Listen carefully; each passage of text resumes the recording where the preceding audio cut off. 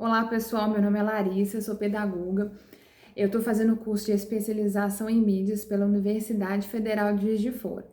E nesse vídeo eu trago para vocês um pouco de como que foi a construção do meu memorial e do meu produto educacional, que é uma história em quadrinhos que a gente fez ao final do primeiro módulo do curso. Mas antes de a gente fazer essa história em quadrinhos, a gente fez várias reflexões ao longo das disciplinas, né? A gente fez a disciplina de introdução em AD, a disciplina de processos híbridos de ensino e aprendizagem, fundamentos de texto e imagem como ferramentas educacionais, por fim, né, a disciplina de aplicações pedagógicas de texto e imagem. E aí, assim, essas disciplinas foram fundamentais, né, para mim poder aprender várias questões sobre softwares educativos, né, para me repensar o papel do professor, a minha prática no dia a dia. Tá me ajudando muito essas reflexões, né? E a disciplina de fundamentos de texto e imagem, né, a gente pôde acompanhar como é que foi a evolução da escrita, que ela saiu do papel e foi para o digital, né? E nesse contexto do mundo digital tem os hipertextos, né? Hipertextos é um texto que ele tem vários nós, né?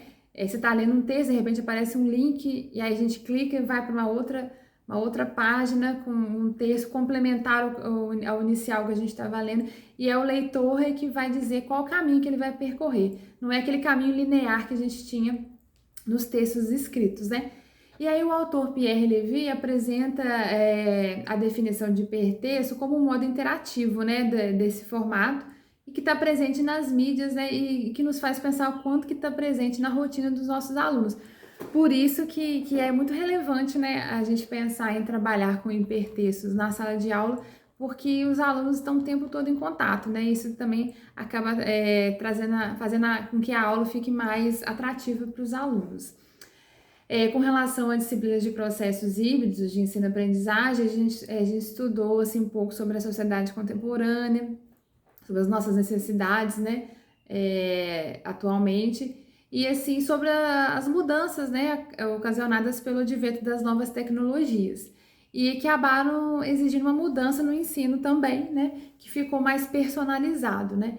E o papel do professor, a gente observa que mudou, né? Ele deixou, porque a gente herdou muito dos nossos colonizadores, né? Aquele ensino tradicional, em que o professor era o transmissor do conhecimento, e agora a gente começa a pensar diferente, que o professor é o mediador e não mais o detentor do conhecimento, né? Ele vai estar ali para auxiliar o aluno, mas o aluno assume um papel central. E nesse contexto, a gente percebe que surgem várias metodologias ativas, né, e processos de estetização pedagógica, né, em que a gente percebe que vários jogos, como quiz, são utilizados em sala de aula, né, para tornar, são medidas assim, inovadoras e para tornar as salas de aulas mais dinâmicas também.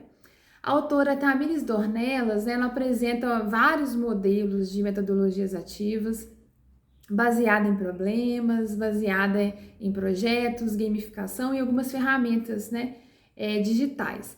Então, assim, a gente pode aprender bastante sobre isso. E com relação à avaliação nesse contexto de ensino híbrido, né, a gente percebe que o processo educativo ele é mais personalizado, né, a avaliação ela pode ficar mais diversificada e flexível, podendo ser realizada em tempo real, por meio de softwares, ambientes virtuais de aprendizagem e plataformas digitais também, né?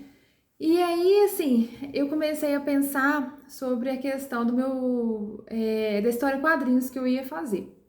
E aí pensei em ser algo mais significativo dentro do contexto de trabalho que eu tô fazendo. E aí, o que acontece? Como a gente está passando muitos desafios com relação à educação inclusiva, e esse ano a gente está recebendo vários alunos com deficiência auditiva pela primeira vez nos cursos técnicos integrados, porque eu trabalho numa escola, em um instituto federal, né? E a gente tem vários cursos técnicos, é a primeira vez que a gente recebe esses alunos. Então, assim, a gente vai receber intérprete de Libras, então eu queria ter uma primeira conversa na recepção com esses alunos sobre a questão da Libras, né, da Língua Brasileira de Sinais, sobre a questão da intérprete, sobre educação inclusiva. E para poder introduzir esse assunto com os alunos, eu pensei em construir a história em quadrinhos, aproveitar essa história em quadrinhos, né, que a gente está fazendo essa disciplina, para, quando eu estiver em sala de aula, começar as discussões a partir da leitura dessa história em quadrinhos com os meninos. Mas, assim, eu fiz a leitura, né, de todos os textos propostos pela disciplina, mas eu ainda senti necessidade de buscar outros textos, né? E aí eu procurei fazer história em quadrinhos pelo Canva.